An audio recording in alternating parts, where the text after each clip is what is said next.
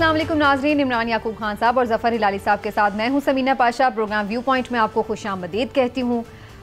दिल तो चाह रहा था कि आज की रात आपसे अच्छी अच्छी बात की जाए क्योंकि कल ईद का दिन है, लेकिन सूरत हाल ये है कि मुल्क के क्राइसिस ऐसे हैं और सियासी हालात भी इस तरह के हैं। ओवरऑल भी एक तसादुम की सी कैफियत है, कशमकश भी है और गैर यकीनी भी है। लोग परेशान भी हैं, महंगाई का तूफ़ान भी है और इसके साथ साथ आपसी इख्तलाफात, रंजिश और फिर सब हम देख रहे हैं कि किस तरह से डिवाइडेड किस्म का एक मुआशरा हमें इस वक्त नज़र आ रहा है। कैंपेन चल रही है ज़िमनी इंतखाबात के हवाले से, उस पर पाकिस्तान तहरीक इंसाफ के अपनी रिजर्वेशंस हैं, इलेक्शन कमीशन पर भी उनके एतराज़ात हैं। दूसरी जानिब PMLN भी पूरी कोशिश कर रही है कि किसी तरह यहाँ से ज़्यादा से ज़्यादा सीटें जीत कर वो अपनी पंजाब हुकूमत को भी बचाए और फिर आगे चलकर मरकज़ में भी स्ट्रेंथ का ये चीज़ बाइस बने। लेकिन क्या वाकई ऐसा होगा या नहीं? क्या इस वक्त की जो हुकूमत है उसके लिए ना सिर्फ ये कि ज़िमनी इंतखाब जीतना, हुकूमत बचाना और फिर मईशत बचाना इन हालात में मुमकिन हो पाएगा या नहीं? और इसके साथ साथ थोड़ी बात करेंगे सहाफ़ियों के ऊपर बढ़ते हुए वाक़यात के हवाले से भी। आप सबको प्रोग्राम में खुशामदीद कहते हुए, खुशामदीद में आज ख़ास तौर पर कहूँगी सीनियर तज्ज़ियाकार आरिफ हमीद भट्टी साहब को, जो कि आज ख़ास तौर पर हमारे साथ मौजूद हैं शो में। बहुत बहुत शुक्रिया भट्टी साहब आपका, thank you so much for your time. और आज भट्टी साहब से ये आगाज़ करते हैं। भट्टी साहब, सबसे पहले मैं थोड़ी ज़रूर इस हवाले से बात करना चाह रही हूँ कि ज़िमनी इलेक्शन बिल्कुल करीब है, लेकिन माहौल ऐसा है कि ऐसा लग रहा है कि ख़ास तौर पर PTI को बिल्कुल ट्रस्ट नहीं है कि ये जो ज़िमनी इलेक्शन है ये मुनसिफाना है। आपकी ज़ाहिर है फील्ड में बड़ी ज़ाहिर है गहरी नज़र है और नब्ज़ पे हाथ है, आप क्या देख रहे हैं? क्या वाकई कोई धांधली की कोशिश हो रही है? बिस्मिल्लाहिर्रहमानिर्रहीम। समीना, ये जो ज़िमनी इलेक्शन हम इसे कह रहे हैं ना, ये किसी भी पाकिस्तान के माजी के जनरल इलेक्शन से ज़्यादा अहम है। अब अहम क्यों है?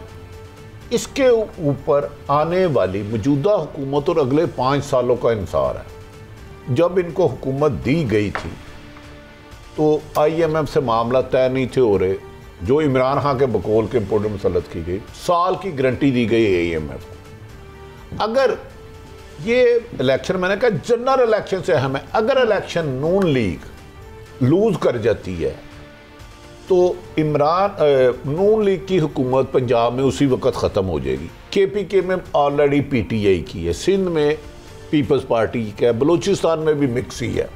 तो फिर मोहतरम शहबाज शरीफ साहब इस्लामाबाद के मेयर की हैसियत तक महदूद होकर रह जाएंगे, मेद की हदूद तक हो जाएंगे, क्योंकि 18वीं तरमीम के बाद सब कुछ चले गया है आपके पास, सूबों के पास। तो साफ इलेक्शन होते हुए उन्हें की इनकी क्या निशानियां होती हैं? आगो के आज तक जितने भी इलेक्शन हुए हारने में दाखिल है, क्या हुकूमत इस इलेक्शन में गैर जानिबदार है तो फिर शफाफ इलेक्शन हो जाएंगे। इलेक्शन कमीशन गैर जानिबदार है तो शफाफ इलेक्शन होंगे। अगर इनका जवाब नफ़ी में है तो ये इलेक्शन कैसे होंगे? ये सर्वाइवल है इनकी। अगर 15 सीटें ले जाएं तो अगले दिन हमजा शहबाज साहब वज़ीर आला पंजाब नहीं रह सकते, नहीं रहेंगे तो ऊपर 1 सीट पे वोट खड़ा है। तो ये अगला साल बचाना है नून लीग। इसीलिए मेरा ख्याल है PTI के बादियों नज़र में खदशात ठीक हैं, क्योंकि सरकारी मशीनरी हर हुकूमत इस्तेमाल करती रही है, ये नहीं कि ये हुकूमत कर रही है। तो दोनों इलेक्शन कमीशन को इमरान खान कहते हैं नून लीग का इलेक्शन विंग है, हुकूमत सरकारी वसाइल इस्तेमाल कर रही है।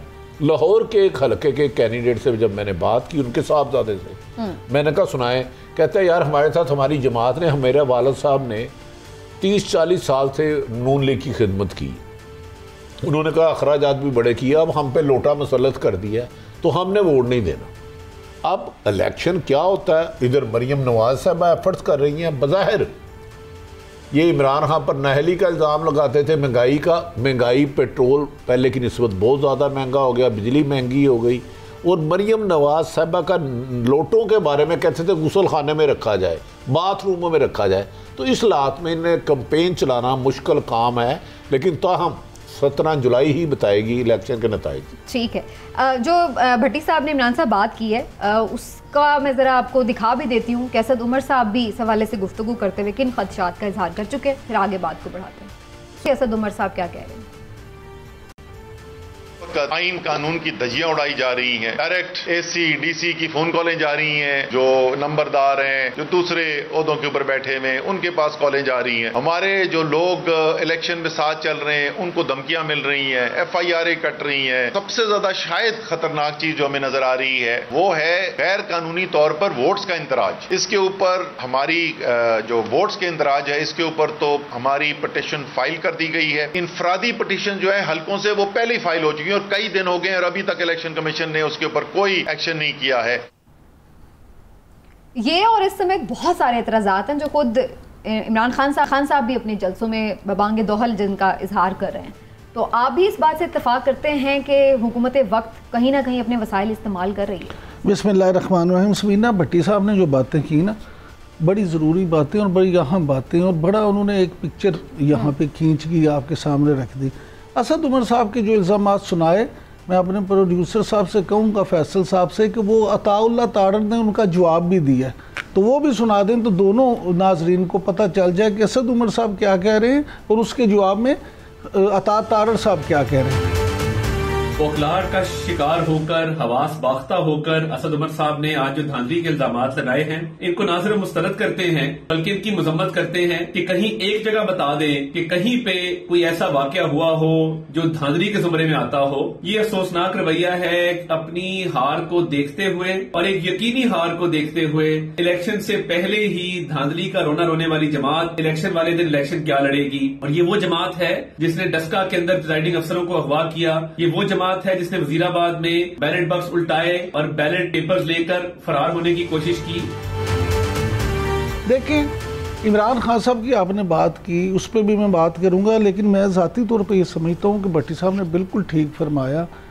पिछले 74-75 साल में माजी में जो भी ज़िमनी इलेक्शन हुए उसमें कोई हुकूमत एक बता दें, वो पीपल्स पार्टी की हो, मुस्लिम लीग नून की हो, PTI की हो, कि जिसने अपने वसाइल को इस्तेमाल ना किया। 100% गलत है, ये ठीक नहीं है।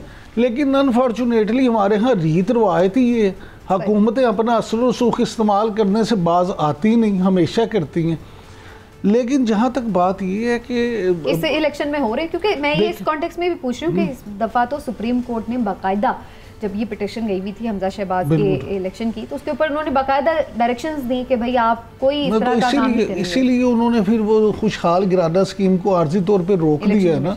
हाँ, हुकूमत पंजाब ने भी रोक दिया। उन्होंने कहा कि हम उसके बाद करेंगे, हालांकि वो पूरे पंजाब के लिए मंसूबा था। नहीं, वो तो फिर और बजट में इलेक्शन कमीशन ने किया ना, हालांकि बजट में उसके लिए पैसे एलोकेटेड थे, वो बजट स्कीम में थी, ये नहीं कि अभी इलेक्शन के लिए हुए थे। बहरहाल मुस्लिम लीग जाने और PTI जाने, हम तो बतौर एक ऑब्जर्वर के, एक एनालिस्ट के उसमें जो तज़िया कर सकते हैं वो ये है कि मुझे बज़ाहिर ऐसा लगता है कि PTI जो है ना, वो इसलिए भी ज़्यादा शोर मचा रही है कि उसको ये नज़र आ रहा है कि वो ये सीटें हार जाएंगे। अच्छा, हाँ, उसकी बुनियादी वजह ये है कि देखिए यहाँ 10 सीटें वो हैं जो पहले मुस्लिम लीग नून को, यानी शेर को और बल्ले को हरा के जीते थे। आप ये ना आज़ाद उम्मीदवार थे, सुन लें, वो दोनों को हरा के जीते थे। अब जब वो उनके अपने वोट हैं, वो इलेक्टेबल्स हैं, और उनके साथ अगर एक जमात का भी वोट आ गया, चाहे वो PTI का आ जाता या मुस्लिम लीग नून का आ गया, तो उसका उन्हें एज होगा। ठीक है। अब मुस्लिम लीग नून जो है वो इसलिए किसी हद तक कंफर्टेबल है कि उन्हें ये लगता है कि वो तो 10 सीटें वो जीत जाएंगे, लेकिन उसके साथ अब वो ज़्यादा सीटें जो जीतना चाहते हैं। लेकिन सबसे बड़ी प्रॉब्लम जो भट्टी साहब ने निशानदेही कर दी वो ये है कि महंगाई। इस वक्त मुस्लिम लीग नून को परेशानी PTI से या किसी और से नहीं है। इस वक्त मुस्लिम लीग नून के लिए सबसे बड़ी मुखालिफ उनके लिए महंगाई है। महंगाई को लेके उनका वोटर भी उनसे नाराज है और अवाम भी नाराज। लोग गुस्से का इजहार कर सकते हैं वोट ना देकर, ठीक है, या उनके खिलाफ देकर, तो इस बात का एक नजर रखनी होगी। लेकिन इमरान साहब कह रहे हैं कि जो आज़ाद कैंडिडेट थे पहले, उनका अपना भी वोट है और अब उसमें PMLN का वोट भी अगर शामिल हो गया तो जीतने के चांसेस ज्यादा, जो 10 सिलेक्टेबल थे। समीना, धांधली हुकूमत करती है, लेकिन इस वक्त सिचुएशन चेंज है। माजी में खुद जब मुस्लिम लीग नून के मुनरफ हुए, नवाज शरीफ समेत मरियम ने पार्टी बदलने वालों को बहुत बदनाम किया, लोटे हैं, ये वाजिब फलां है, इनके ये नहीं होगा। माजी, इससे पहले माजी में इस तरह नहीं हुआ लोटों के बारे में। नून लीग ने भी पहले एक बयानिया खड़ा कर दिया जो पार्टी से मुनर्रफ हो के दूसरी तरफ जाता, चाहे आज़ाद हो, पार्टी ज्वाइन कर ली ना आपने। जब आपने वो पार्टी ज्वाइन कर ली तो आप तरीके इसीलिए डी-सीट हुए हैं, वरना पार्टी ज्वाइन ना करते वो आज़ाद रहते। तो नून लीग ने भी लोटों के खिलाफ, मुनर्रफ के खिलाफ टका के कंपेन की, और इमरान खान। अब मैं इसका इम्पैक्ट आम शहरियों में देख रहा हूँ जो माजी में नहीं होता था, माजी में इतना नहीं इसको कर रहा था। अब इमरान खान देखें, यहाँ तो ये हुकूमत आती और महंगाई जो इमरान खान के दौर में भी हुई है, कड़वा कड़वा सच है, लेकिन इससे ज़्यादा ना होती। लेकिन इस कदर तारीख की बदतरीन महंगाई 70 सालों में कभी हुई है, मुझे 2 महीनों में तो बता दें। तो इनके पास मेरे ख्याल में आम वोटर को मुतमिन करने के लिए खासी मुश्किलात होंगी, क्योंकि मरियम ही लोटों को बुरा कह चुकी है और इमरान खान तो चला ही इस पे कंपेन चल रहा है। तो इसलिए मुझे हालात बादियुल नज़र में हुकूमत के खिलाफ जाते हुए नज़र आ रहे हैं। लेकिन दूसरी तरफ एक कड़वा सच है, भाई सरकारी मशीनरी इनकी है। सुप्रीम कोर्ट के जज साहबान ने तो कह दिया, आइन में कहाँ लिखा है धांधली हो, चाहे वो पीपल्स पार्टी की नून की हो। सिंध में क्या हुआ, हर बेचारों ने लगा फिर एक और चीज भी वो कहते हैं ना कि भाई जो एक साइंस होती है इलेक्शन डे की, और जो हमजा शहबाज की एक रूट तक चीज़ों को मैनेज करने की सलाहियत है, उस चीज़ का भी लोग कहते हैं कि पीटीआई को नुकसान होता है, पीएमएलएन को फ़ायदा होता है कि लोग जो हैं वो इलेक्शन डे की साइंस बड़ी अच्छी, वो मैकेनिज्म बड़ा अच्छा है उनका। मीर भी क्या सादा है, बीमार हुए जिसके सबब उसी उतार के लड़के से दुआ मांगते हैं। साइंस है, लेकिन धांधली तो कोई साइंस नहीं। इलेक्शन डे है, मैं खुद कोई 10 इलेक्शन कवर किए हैं, पोलिंग एजेंट बेचता रहा हूँ, क्लब में, कॉलेजों में। आपका काम है, आपने अब वोटर को किसी भी सियासी जमात का लेना, घर से लेके उसका वोट पोलिंग स्टेशन तक जाना और पोलिंग बूथ में डलवा देना। काउंटिंग तो आपने नहीं करनी, रिजल्ट तो आपने नहीं करना। हाँ, धांधली की है, अगर धांधली में साइंटिफिक तरीके से तरक्की किया तो एक जमात है, उसका नाम मैं फिलहाल नहीं लेता, वो पीएचडी है। इलेक्शन साइंस इतना है, ईमानदारी से आपका काम किसी भी कैंडिडेट का है, अपने वोटर को बार बार घर से जाए, कोई कहेगी मैंने नाश्ता बनाना, समीना कहेगी मैं तैयार हो रही हूँ, मेरे हेयर स्टाइल अच्छा नहीं है, मेरे बच्चे छोटे हैं, बार बार उनके घर लेके वोटर को पोलिंग स्टेशन तक जाके वोट डलवा के घर तक आ जाना। लेकिन उसके बाद अगर रिजल्ट ही चेंज हो जाए, ठीक है, तो उसका फिर तो कोई इलाज नहीं है। इलाज साहब को शामिल कर लो। धांधली की रॉकेट साइंस है, इलेक्शन एक फेयर तरीका। अगर आरटीएस बंद हो जाए तो चिड़ी बेचारी की करे, ठंडा पानी बड़ा मजे की बात है। अब तो ये भी वो आ रहा है बयानिया पीटीआई का कि आरटीएस तो हमारे खिलाफ बंद हुआ, उल्टा हमसे सिंपल मेजोरिटी ले। इसके बाद में बात कर रही हूँ हिलाल साहब को शामिल करो। हिलाल साहब, जलसे तो बड़े ज़बरदस्त हो रहे हैं, इमरान खान साहब के काफ़ी क्राउड आ रहा है, बारिश में भी हमने देखा साहिवाल चीचा वतनी में क्राउड आ गया, लेकिन आपको क्या नज़र आ रहा है, क्या ये क्राउड जो जलसों में आ रहा है ये वोट की सूरत में डब्बों में भी जाएगा या नहीं? कौन जीतेगा ज़्यादा इलेक्शंस बाय इलेक्शंस में? पहली बात तो ये है कि मेरे ख्याल में जब आप जलसों की बात करते हैं, और ये जो जलसा आज के पहले द मोस्ट रीसेंट जलसा जो हुआ था, उसमें लोग 1.5-2 फुट पानी में खड़े होके इलेक्शन सुन रहे हैं, 1.5-2 फुट कीचड़ से चल के आ रहे हैं, उसका मतलब है कि इंथ्यूजियाज्म तो है। और अगर वो कर सकते हैं तो क्यों नहीं वोट डाल सकते हैं? बिल्कुल डाल सकते हैं। बात असल ये नहीं है, लोगों की इंथ्यूजियाज्म बहुत है। असल बात ये 2 बातें, एक कि या क्या समझते हैं आप, ये इलेक्शंस में धांधली होगी या नहीं होगी? काश के मैं कह सकता था अश्योरेडली कि नहीं होती, मगर जितना अमूम मैं चाहता हूँ कहने नहीं होती, उतनी अश्योरेंस से मैं कह सकता हूँ कि होगी। वो इसलिए नॉट ओनली कि पाकिस्तान के तारीख में कोई इलेक्शन नहीं है जिसमें धांधली कुछ हद तक नहीं हुई है, मगर ये जो है ये इलेक्शन एक पॉलिटिकल लाइफ एंड डेथ है। ये election political life and death सब लोगों के लिए है, ना सिर्फ वो पार्टीज जो लड़ रहे हैं। सोचिए तो सही एक मिनट के लिए, अगर ये इलेक्शन हमजा हार गया तो शरीफ गए, पाकिस्तान मोड़ के आ गया इमरान खान के हाथ में, और इसके बाद जिस किस्म के रिएक्शन हुआ है गवर्नमेंट चेंज पे, मेरा अपना ख्याल ये है कि वो अब फिर 5 साल 1.5 साल के बाद वो भी ले जाएगा, मेरा ख्याल है। Of course I might be wrong. दूसरी बात ये है, तो क्या ये जो टैक्टिक्स इस्तेमाल होंगे, मैं समझता हूँ, माफ करिए, बाय हुक और बाय क्रुक, हर तरीके से वो लोग जो इलेक्शंस को मैनेज कर रहे हैं और वो लोग जो इलेक्शंस लड़ रहे हैं, हर किस्म का टैक्टिक इस्तेमाल करेंगे। तो इसलिए मैं समझता हूँ, और मुझे डर है। मुझे डर क्यों है? देखिए, इस किस्म के डू और डाई इलेक्शन में, इस किस्म में इलेक्शंस में जिधर political life and death is at issue, मेरा अपना ख्याल ये है कि इमरान खान साहब को कहना अपने लोगों के, तुम 10 लोग जो है हर पोलिंग स्टेशन में खड़े होंगे और वो धांधली अगर हुआ तो रिएक्ट करेंगे, क्या मतलब है भाई आपकी? वो कैसे रिएक्ट करेंगे? वो क्या कहेंगे? वो प्रोटेस्ट करेंगे। चलिए, उनका एजेंट भी प्रोटेस्ट करेगा, मगर क्या वही करेंगे? 10 लोग, 10 जवान खड़े होके सिर्फ वही करेंगे, या कुछ और गुत्तम गुत्ता होगा, वायलेंस होगा?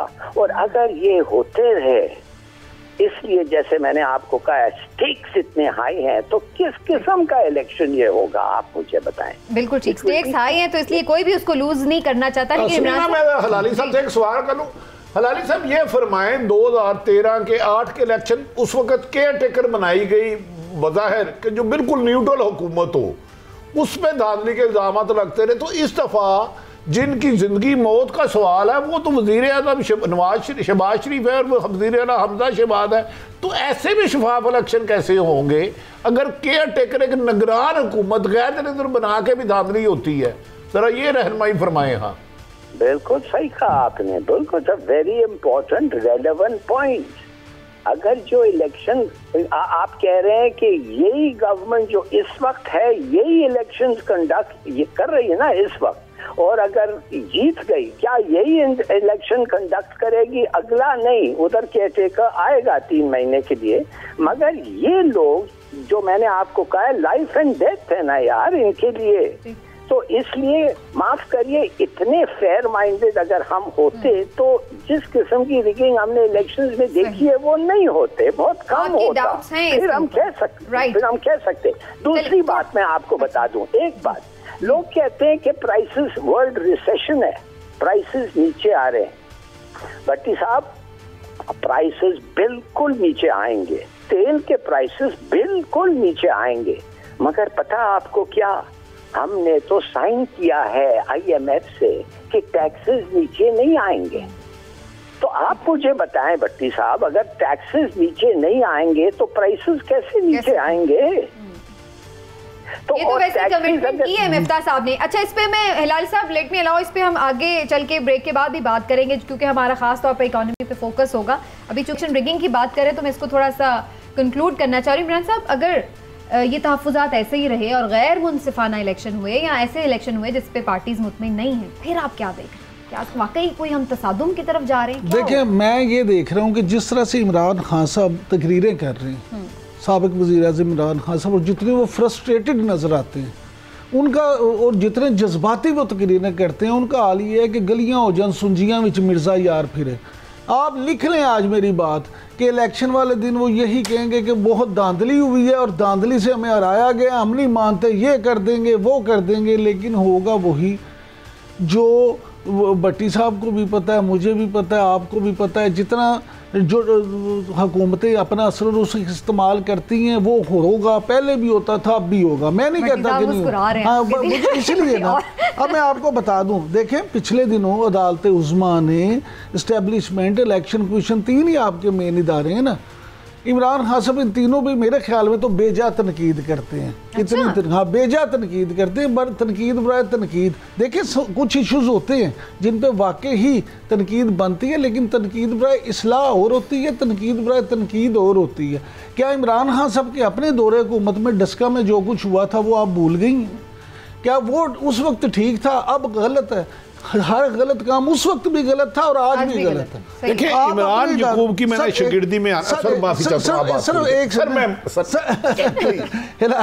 भट्टी साहब, गुजारिश ये है कि मेरा सिर्फ ये कहना है कि आप अपना इतना ज़र्फ ज़रूर रखें, तमाम सियासी पार्टियां कि प्लेइंग फील्ड सबके लिए मुसावी हो और उसके बाद अपनी हार हो या जीत उसको तस्लीम उसके लिए हो भी तो अब मैं बड़ी खूबसूरत बातें की हैं इमरान साहब ने, मैंने इनका मुजस्मा बनाना और अपने साथ रखना। 2018 को इलेक्शन हुए थे, एक न्यूट्रल हुकूमत थी उस वक्त। मरियम नवाज शरीफ कह रहे थे आर्मी चीफ रिजाइन दे, DGISI रिजाइन दे, हलाई मखलूक ने इलेक्शन कराए हैं, ये जारी इलेक्शन है, इसमें बैठना गुनाह है, हम इस्तीफा देने लगे हैं। वही असम्बली 2022 में हलाल कैसे हो गई? अगर वो सारा कुछ ही फ्रॉड था 18 में, हमने ये भी बात मान ली। इनके बकौल मैं इनको ही क्रेडिट दे देता हूँ। अब तुम वज़ीर आज़म हो तो हलाल कैसे हो गई? वो तो फ्रॉड था सारी, तुम कहते थे हलाई मखलूक ने कराई है। उस वक्त आर्मी चीफ से इस्तीफा मांग रहे थे नाम लेकर, और आर्मी चीफ भी यही थे। अब सुन लें, और DGISI अगर आप उस वक्त थी तो मुझे अब बता दें, वो जो एक निगरान हुकूमत थी जिससे पीपल्स पार्टी और नून ने बनाया था, PTI ने नहीं, ठीक, PTI ने नहीं। अब तो आप हुक्मरान है खुद, तो कैसे शफाफ इलेक्शन होंगे? क्या आम आदमी से अवाम को छोड़ देते हैं? आप नाज़रीन आप खुद फैसला करें। वज़ीर आज़म मोहतरम शहबाज शरीफ साहब, वज़ीर आला पंजाब, और ज़िंदगी और मौत की लड़ाई, क्या ये शफाफ इलेक्शन हो सकते हैं? ये फैसला आप करें। अच्छा भट्टी साहब, अब गुजारिश ये है कि आपने मरियम नवाज साहिबा की बात की, ब्रेक लेना, एक सेकंड सिर्फ, मैं थोड़ी मुख्तसर, इंतहाई मुख्तसर। मैंने कब कहा कि मरियम नवाज जो कहती हैं ठीक कहती थी? मरियम नवाज भी उस वक्त गलत करती थी। मेरा पॉइंट ऑफ व्यू सिर्फ ये है कि अपने इदारों को अल्लाह का वास्ता है जानबूझ के मुतनाज़ ना बनाएं। ये आप देखें, आप जानबूझ के ये देखें, अगर इस्टेब्लिशमेंट की बात कर लेते हैं, अगर इस्टेब्लिशमेंट PTI की मदद करे तो आपको बुरी लगती है, अगर आपके पीछे आ जाए तो आपके लिए ये बात सच कह रहे हैं। हाँ, देखें, अदारे हमारे हैं, हाँ, फौज मेरी है, अदलिया मेरी है, खुदारा इनको न मनाए, लेकिन अदारे भी आइन और कानून के मुताबिक बिल्कुल अपने फराइज अदा करें। इसमें अदारों का काम, महकमा तालीम का काम हुकूमत बनाना गिराना नहीं है। बिल्कुल, वो हमारी फौज है, हमारी शान है, हमारी आन है, हमारे लिए जान देते हैं। लेकिन हमारी तमाम सरकारी इदारों से गुजारिश है, आप आइन और कानून के तहत आपकी एक लिमिटेशन है, उसमें रहें, आप हमारे सर के ताज हैं। बिल्कुल। और ये इलेक्शन कमीशन की जो आप इमरान साहब बात करते हैं, अगर वाकई मुनसिफाना इलेक्शन जो होंगे, जैसे सब लोग मानते हैं कि जी 1970 के हुए, तो आज भी लोग कहते हैं कि जी वो मुनसिफाना थे, जब होंगे तो सब मानेंगे ऑटोमेटिक। समीना भट्टी साहब ने जो बात की, आप यकीन कर लें कि अगर इदारे सिर्फ अपनी हुदूद में रहते हुए अपना काम करें, हर बंदा उनको सल्यूट भी करेगा, उनकी इज्जत भी करेगा। लेकिन अगर खुद वो ऐसे काम करेंगे, फिर सियासतदानों को मौका मिलेगा कि वो आगे उनके गिरबान पे आ जाए। एग्जैक्टली। चलिए जी, इस बात पे एक चूंकि इत्तेफाक राय हो गया है तो एक ब्रेक ले लेते हैं। ब्रेक से वापस आएंगे तो बात करेंगे कि इकोनॉमी की भी बड़ी पतली सूरत हाल है। वैसे तो ये गवर्नमेंट कह रही है कि जनाब अब हम डिफॉल्ट के खतरे से निकल चुके हैं, लेकिन क्या वाकई ऐसा है या नहीं, और आने वाले दिनों में क्या हुकूमत वक्त कोई रिलीफ देने की पोजीशन में होगी या नहीं, एक ब्रेक के बाद डिस्कस करेंगे।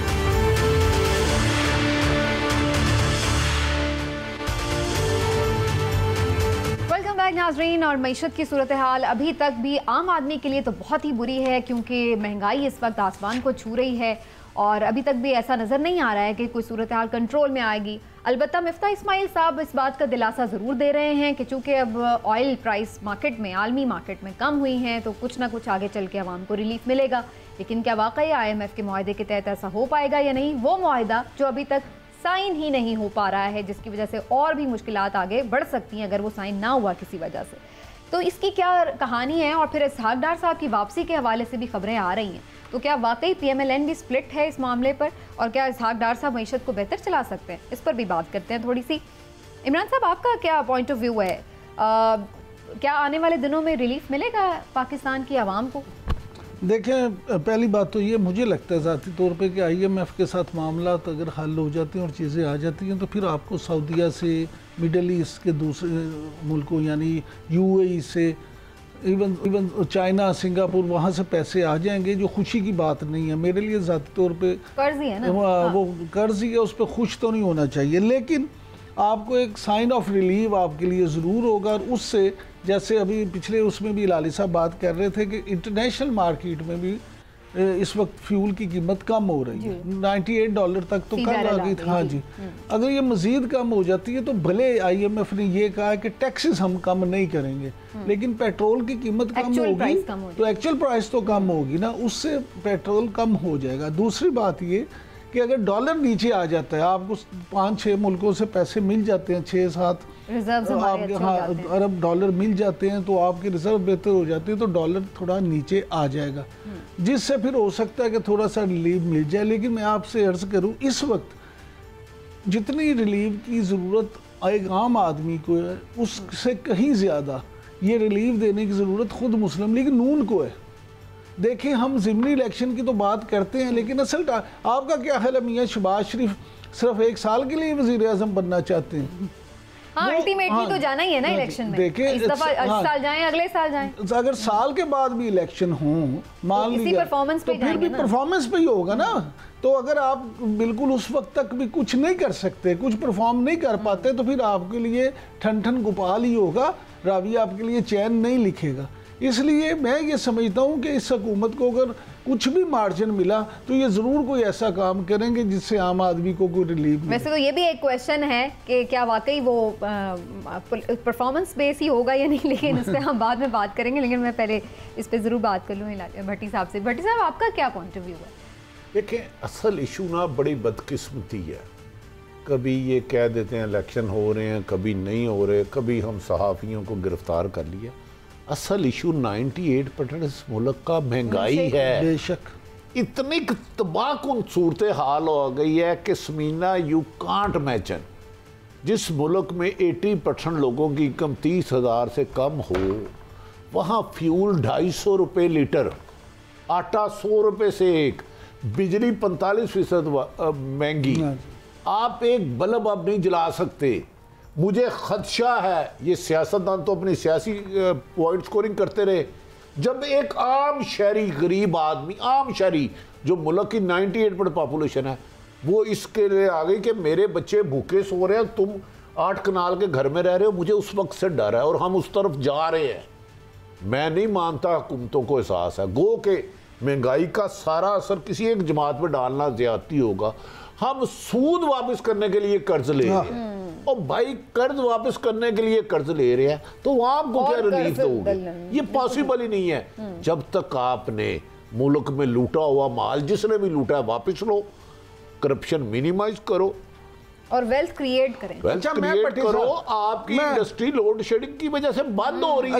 भट्टी साहब ईमानदारी से आपस में बैठे हुए हैं, मुझे ये बताएं कि आप दिल पे हाथ रख के समझते हैं कि पाकिस्तान में मौजूदा सियासी क़यादत में उसका ताल्लुक किसी भी पार्टी से हो, किसी में भी इतनी बिल है कि वो वाकई ही लूटा हुआ माल वापस दिलवा सके? मैं बड़ी बदकिस्मती है, हमारे हुक्मरान जो भी आते हैं, वादे तो अवाम का, नारा तो अवाम का लेते हैं, लेकिन सबसे पहले अवाम को इग्नोर करते हैं। यही वजह है कि इन हुक्मरानों के अलीट शराफिया के अपने एहसास अरबों गुनों बढ़ गए और गरीब से गरीब तर होता गया। बिल्कुल ठीक है। और इस महंगाई में तो उस गरीब तर आदमी के लिए जीना ही मुश्किल हो गया। लेकिन हिलाली साहब, अभी आपने फ्यूल प्राइस का अच्छा समीना, माफी चाहता हूँ, मुझे इमरान यकूब साहब ने कहा था इस ईद पे जफर हिलाली साहब मेरे लिए 2 टाइयां और 2 शर्टें भेज रहे हैं, तो ये मुझे लग रहा है माइक ही उतर गया। हिलाली साहब का माइक आपकी किस्मत में हिलाली, आपकी किस्मत हिलाली साहब की टाइयां नहीं है। चलिए, एनीवेज इमरान साहब, अब थोड़ी सी मुझे ये भी बात बता देना जो इसहाक डार के हवाले से चल रही है। वैसे इसहाक डार साहब को समझा जा रहा है कि वो आएंगे तो आके मईशत को संभालेंगे, कम से कम डॉलर को नीचे ले आएंगे। क्या खबरें हैं? देखिए, मैं ज़ाती तौर पे ये समझता हूँ, देखिए जो इसहाक डार साहब हैं, उनके पास कोई जादू की छड़ी तो नहीं है कि वो एकदम से ऐसे करेंगे डॉलर ले आएंगे। चले, कोई होगा मैकेनिज्म। मैं तो कोई इकोनॉमिस्ट नहीं हूँ, लेकिन मैं क्योंकि इसहाक डार साहब के जो मामलात पीछे रहे हैं, उसमें लोग ये कहते हैं कि जी उन्होंने पहले भी डॉलर को काबू में कर लिया था, उन्होंने रखा था, उनके मुखालिफ कहते हैं आर्टिफिशियल तरीके से रखा था, जिससे मुल्क की मईशत को मज़ीद नुकसान पहुँचेगा। तो ये बात तो आपको इकोनॉमिस्ट को बेहतर बता सकता है, लेकिन मेरे ख्याल में इसहाक डार स्प्लिट है वैसे पीएमएलएन में सियासी एंगल तो इसका ये है ना। मैं अभी सियासी एंगल पे आ रहा हूँ, मेरे ख्याल में इस पे कोई स्प्लिट नहीं है। अच्छा। और मैं आपको बता दूं, इसहाक डार साहब, मैं आपको खबर दे दूं, ये नोट कर लें, इसहाक डार साहब मिफ्ता इस्माइल के हर फैसले में अब भी शामिल है। अच्छा, जो मुस्लिम लीग नून की हुकूमत मुआशी फैसले कर रही है वो लंदन में बैठे इसहाक डार साहब से अब भी चीजें डिस्कस हो रही हैं। नहीं तो अगर आप ये इस्तीफे की पेशकश क्यों मैं आपको बता रहा हूँ ना कि अगर अब आप ये समझती हैं कि जी इसहाक डार वहाँ बैठे सिर्फ चने खा रहे हैं, कॉफ़ी पी रहे हैं, कर कुछ नहीं रहे, तो आपकी खाम ख्याली है। भट्टी साहब जो है मेरी खबर को भी इंडोर्स करेंगे क्योंकि इनके पास मेरे से कहीं ज़्यादा खबरें होती हैं, लेकिन मेरी ये खबर है, इन्फॉर्मेशन है कि इसहाक डार साहब इस वक्त वजारत ख़जाना के अफसरों के साथ, मुआशी प्राइम मिनिस्टर की मुआशी टीम के साथ और मिफ्ता इस्माइल सब के साथ राब्ते में और अपने मशवरे दे रहे हैं। अभी भी वो इनपुट देते हैं, लेकिन फिर ये भी तो खबर थी ना इमरान साहब कि वो लोग तो ये कहते हैं कि वो बार बार होने वाली अपने ऊपर तनकीद के बाद उन्होंने तो खुद ये कहा कि भाई मैं इस्तीफा दे देता हूँ, फिर आप ले आए जिसको लेके आए। मिफ्ता इस्माइल जी नहीं, मिफ्ता इस्माइल साहब भी कहीं नहीं जा रहे। और अगर इसहाक डार वापस भी आ गए तो आप देखेंगे फिर भी मिफ्ता इस्माइल कॉर्नर नहीं होंगे, वो भी वहीं रहेंगे और काम करेंगे इसी तनहा पे। जी सब रहे तो जी भट्टी साहब, भट्टी साहब आप के साथ वैसे आपको मुल्क चलता हुआ नजर आ रहा है। पहले आप भट्टी साहब से मेरी खबर की तस्दीक। डार साहब और इसहाक डॉलर ओ सॉरी डॉलर माफी चाहता हूँ, मैंने कहा था डॉलर वो नीचे ले आएंगे। नहीं वो डॉलर और फिट करेंगे और बाहर ले जाएंगे, उसका उनका एक बयान है मजिस्ट्रेट के पास। कादी फैमिली का जो अरबों रुपए गया। मैं आज भी कहता हूं कि इसहाक डार साहब हर फैसले में शामिल हैं, लेकिन मुझे समझ में नहीं आता कि ख्वाजा आसफ ने क्यों ट्वीट उनके हक में किया मिफ्ता इस्माइल साहब के। शायद हकान बासी ने किया। कुछ लोग कह रहे हैं वो ताकतवर हलकों के करीब हैं और वो चाहते हैं इसहाक डार ना आए। मैं इमरान जी को 100% कि वो अब नवाज शरीफ के कैंडिडेट हैं और उनकी अब भी हर फैसले में शामिल है, इसमें दो राय कोई नहीं है, लेकिन कहीं ना कहीं कोई दराड़ है।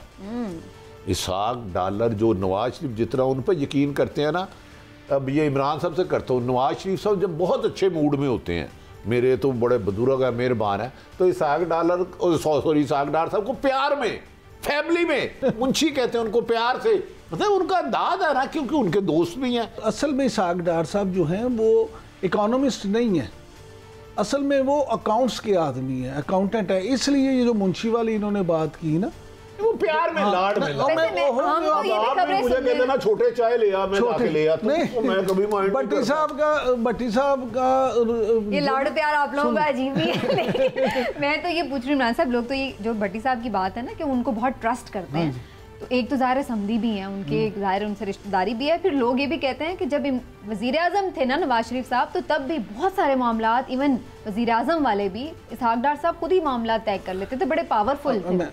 आप इसका जवाब सुन लें प्राइम मिनिस्टर के बिहाफ। अब आप सुन लें इसका जवाब। देखें, एक तो ये कि मियाँ नवाज शरीफ साहब का एक मामला है कि वो जिस पे एतबार करते हैं फिर पूरा एतबार करते हैं, फिर उस एतमाद में उसको इख्तियारात भी पूरे देते हैं।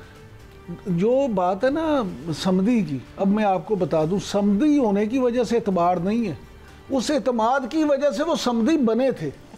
अब इस बात को समझ लें, पहले वो एतमाद हुआ था, फिर बाद में वो समधी बने थे। हाँ जी, लिहाजा इस बात को भी क्लियर करें। तीसरी बात ये जो भट्टी साहब फरमा रहे थे, भट्टी साहब का जो है ना हर अच्छे साफ़ी की तरह शरीफ फैमिली के साथ भी एक अच्छा ताल्लुक़ है। मियाँ नवाज शरीफ के साथ भी, मियाँ शहबाज शरीफ के साथ भी, वज़ीर आला पंजाब हमजा शहबाज के साथ भी। मेरे मियाँ शरीफ साहब बड़े मेहरबान थे, मौसम थे, मेरे दुआ गो थे। ऐसे मैं तो उनके दर्जात की बुलंदी की दुआ करता हूं। और मियाँ नवाज शरीफ साहब से हमारी तो जितनी भी मुलाकातें हुई, बीइंग अ जर्नलिस्ट, मैंने तो खुद उन्हें अपने ताल्लुकात में बड़ा मुहज़्ज़ब पाया और बड़े अच्छा ताल्लुक़ निभाने वाले आदमी हैं। लेकिन ये मामला जो है, देखें उनका काम करने का स्टाइल और था, वज़ीर आज़म शहबाज शरीफ के काम करने का स्टाइल मुख्तलिफ है। इसमें आप ये ख्याल तो मेरे ख्याल में जितने शहबाज शरीफ अच्छे एडमिनिस्ट्रेटर थे, मेरा ख्याल है ये हुकूमती इत्तेहाद की वजह से उतना वो डिलीवर नहीं कर पा रहे हैं। एम आई राइट के रहा? भट्टी साहब आप 100% ठीक हैं। उसकी वजह ये आप इसलिए सही फरमा रहे हैं 100%। देखें कि एक तरफ तो इस मौजूदा मुआशी सूरत हाल में उनकी परेशानियाँ कम नहीं हो रही, दूसरा इत्तेहादी जो है, देखें मुतालबात आप खुद कहते हैं कि पीपल्स पार्टी जो है, पीपल्स पार्टी पीपल्स पार्टी कहती है कि जी अगर एक वजारत हमारी होगी तो उसका सेक्रेटरी भी हमारा होगा, उसके इदारे भी हमारे होंगे, हम अपनी मर्जी की वजारत। लाली साहब से राब्ता हो गया, मैं चाहूंगी उन्हें जरूर इंक्लूड कर लें। लाली साहब, इकोनॉमी पे बात हो रही थी, इसहाक डार साहब की वापसी की भी बातें हैं, आपको क्या लग रहा है आने वाले दिनों में मईशत संभाल पाएंगे और वाकई क्या इसहाक डार साहब को ये लोग बना देंगे वजीर खजाना वगैरह, ताकि वो फिर चीजें देखें? देखिए, नवाज शरीफ तो चाहता है कि इसहाक डार को बनाएं, मगर मैं समझता हूं कि इसहाक डार इज द प्रॉब्लम, वो सलूशन नहीं है।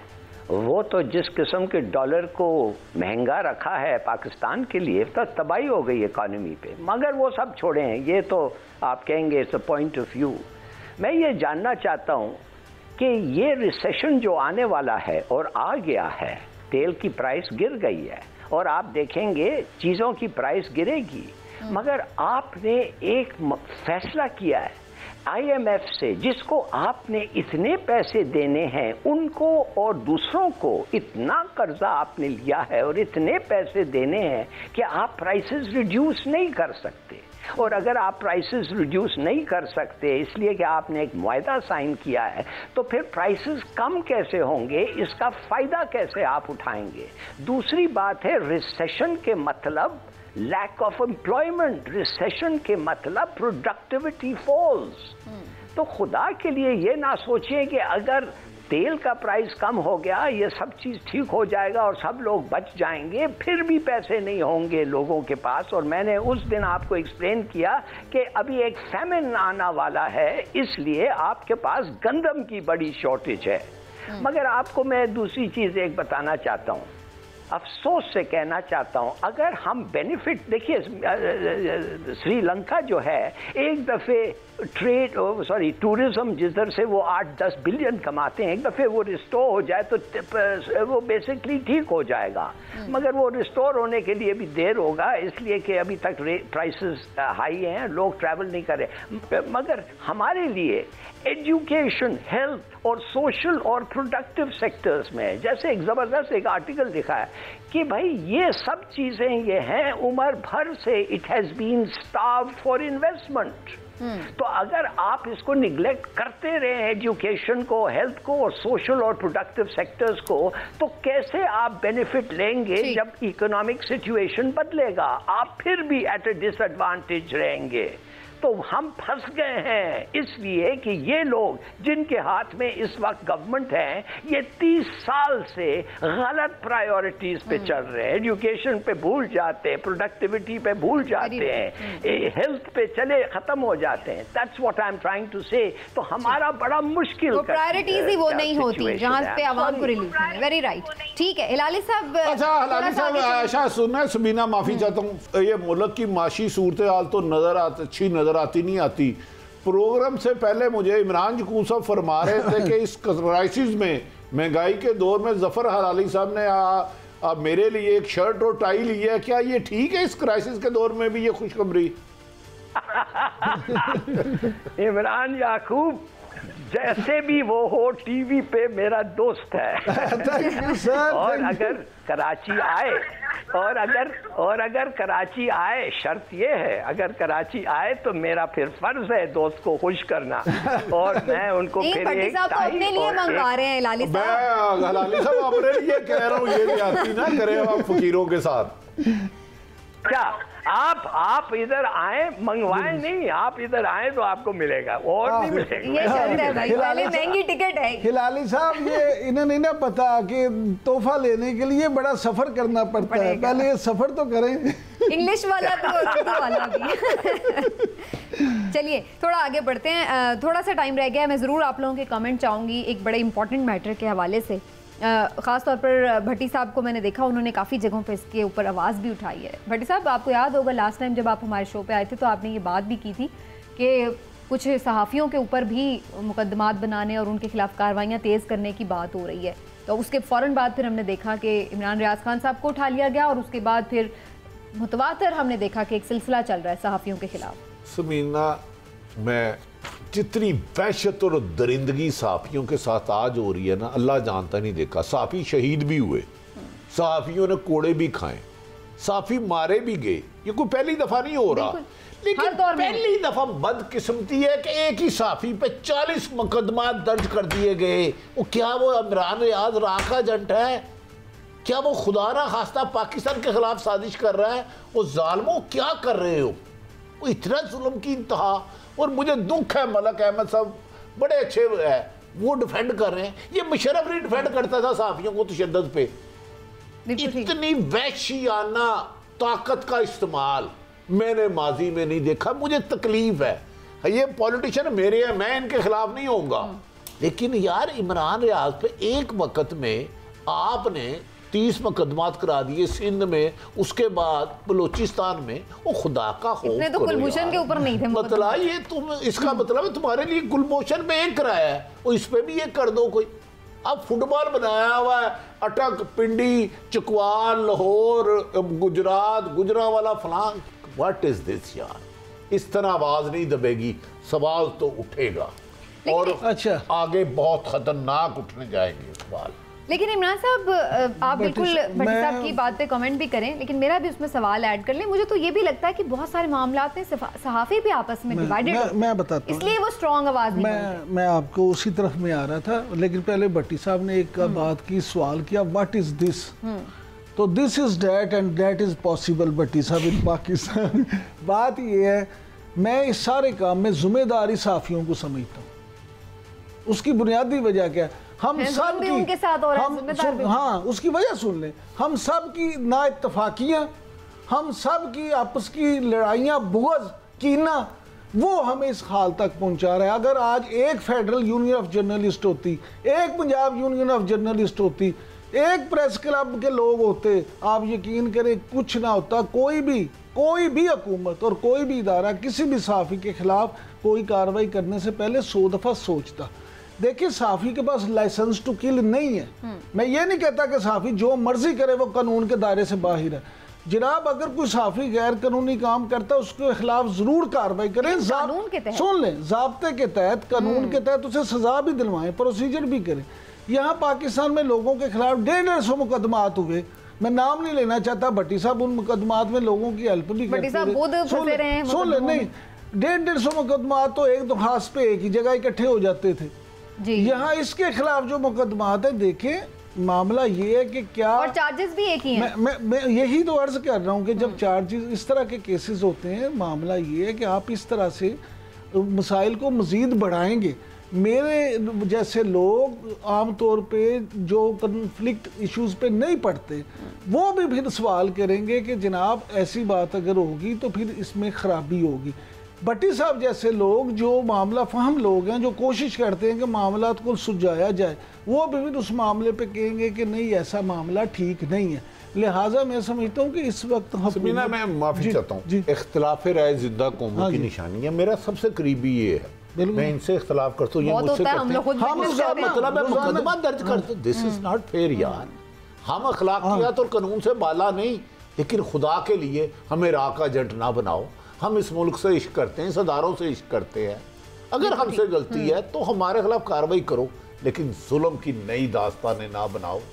सवाल उठते रहेंगे। और फिर ये कि उससे आपका सिस्टम खुद एक्सपोज हो रहा है, इस तरह से इधर उधर चल रहा है मामला अदलिया में, तो फिर आपका क्वेश्चन तो करेगा ना लोग कि यार सिस्टम क्या है। किसी को यही नहीं पता कि हुदूद कहाँ पे किस थाने की है, किस जुडिशियल मजिस्ट्रेट की अदालत में जाना है। और अच्छा, अजीब सी इस तरीके से अगर इमरान रियाज ने कोई जुर्म किया भी है तो वो मासूम बन जाएगा, जुर्म पीछे छुप जाएगा। बिल्कुल ठीक है। हिलाल साहब बिल्कुल लास्ट मिनट है, अगर आप कुछ कमेंट करना चाहते हैं इस मामले पर तो आप भी प्लीज कमेंट कर लीजिए, फिर मैं क्लोजिंग कर जाऊँ। हाँ, मैं सिर्फ ये कहूँगा कि हम लोगों को एहतियात करना चाहिए कि जब हम जनरल स्पेशलाइज्ड प्रेफरेंस GSP के थ्रू EU पार्लियामेंट में हम गए हैं और उनसे हमने ये चीज़ 4-5 साल पहले लिया है, जो हमें बिलियंस ऑफ डॉलर्स का फ़ायदा होता है। GSP प्रेफरेंस जो हमें दिया गया है, ये प्रेफरेंस एक कानून है उस पार्लियामेंट का कि अगर आप ह्यूमन राइट्स को नहीं एडहियर कर रहे हैं और आपका रिकॉर्ड गलत है और कमज़ोर है, तो ये फिर आपको एक्सटेंड नहीं होता। अब अफसोस से इस एक आदमी के साथ जो हुआ है, इतनी पब्लिसिटी जनरेट हुई है, इतने इंटरनेशनल इदारे स्ट्रांगली अपोज करके स्टेटमेंट्स दिया है कि मेरा अपना ख्याल ये है कि जब हम फिर जाएंगे उनको और कहेंगे ये हमारे प्रोडक्ट्स के लिए ये जीएसपी दें हमें, वो शायद इनकार कर दें। हम क्या इमेज क्या दे रहे हैं बाहर अपनी। हालांकि टेक्सटाइल की इंडस्ट्री को उससे बहुत बूस्ट मिला है जीएसपी। बिल्कुल सही है। अच्छा वैसे हिलाली साहब, इसमें एक और भी चीज़ है, आमतौर पे कहते हैं ऐसी गलतियां हुकूमत वक्त अपने जाते हुए करी होती है, चाहे वो किसी का भी दौरा आमिर का हो या जमहूरियत का, लेकिन इन्होंने तो आते साथ ही इस तरह की चीज़ें। मुझे दुख है, देखिए जब नून लीग के साथ ज्यादती हो रही थी, हम इनकी भी कवरेज कर रहे थे। साफी का काम कवरेज करना है, हो सकता है मेरी राय करना मुनासिब हो, इख्तलाफ करे, जफर लाली साहब 100 दफ़ा करे, वो टाई देने से कहे मैंने नहीं दी, मैंने कहा 100 बिस्मिल्लाह। इमरान साहब, लेकिन इख्तलाफ राय को गद्दारी और दुश्मनी में ना बदले। हम सब मुहिब्बे वतन है, खुदारा इस रविश को तर्क कर दे, इंतकाम को, इंसाफ इंसाफ इंसाफ। बिल्कुल ठीक है। और ये ईद का मौका भी है, जाते जाते एक अच्छा मैसेज है भट्टी साहब का। इमरान साहब का ईद भी है, कुछ आप भी मैसेज देना चाहते हैं कौम को बस कुर्बानी करने के अलावा? देखिए कुर्बानी ईद का जो असल पैगाम है ना, पैगाम है वो, देखिए वो है ही जज्बा कुर्बानी। वो अल्लाह ताला को ना गोश्त की ज़रूरत थी और ना खून की, वो जज्बा था जो हज़रत इब्राहीम अलैहिस्सलाम ने अल्लाह की राह में पेश किया, अपने फर्जंद अर्जुमंद हज़रत इस्माइल अलैहिस्सलाम की कुर्बानी दे के, और अल्लाह ने किस तरह से उनको निकाल लिया और नीचे उनके दुम्बा भेज दिया। अब मामला ये तो वो है कुर्बानी की, हमें भी अपने मुआशरे में उसी स्पिरिट की ज़रूरत है कि हम अपने अपने पे पहले ये लागू करें। हम अपने मिलने वालों के, रिश्तेदारों के लिए, अजीज़ों कारब के लिए और साथियों क्लीग्स के लिए वही जज्बा रखें, कुर्बानी का जज्बा रखें, इसार का जज्बा रखें, ताकि मुआशरे में हम कोई भलाई का जरिया बन सके। ठीक है, बिल्कुल ठीक। इसीलिए भट्टी साहब ने कहा है कि कल जब कुर्बानी होगी तो मुझे और आपको एक एक रान भेजेंगे। अच्छा, वाह वाह, क्या बात है। मैं बकरा ही भेज दूंगा, क्योंकि कसाई के पैसे बड़े महंगे हैं, वो तो करके वो आप मुझे रान भेज। ये बात सही है, वैसे ये बात सही कह रहे हैं भट्टी साहब, और फिर मिल भी नहीं रहे कसाई। चलिए जी, बड़ी ज़बरदस्त बात है, कुर्बानी कीजिए और इस मौके पे अपनी अना की भी कर दीजिए, ताकि इसके जो समरात हैं वो नीचे तक भी आएँ। मुल्क व कौम के लिए बेहतरी की दुआ है, पाकिस्तान के लिए बेहतरी की दुआ है। आप सबको बहुत बहुत ईद मुबारक, अपना ख्याल रखिए, इंशाल्लाह फिर आपसे मुलाकात होगी। अल्लाह हाफ़िज़।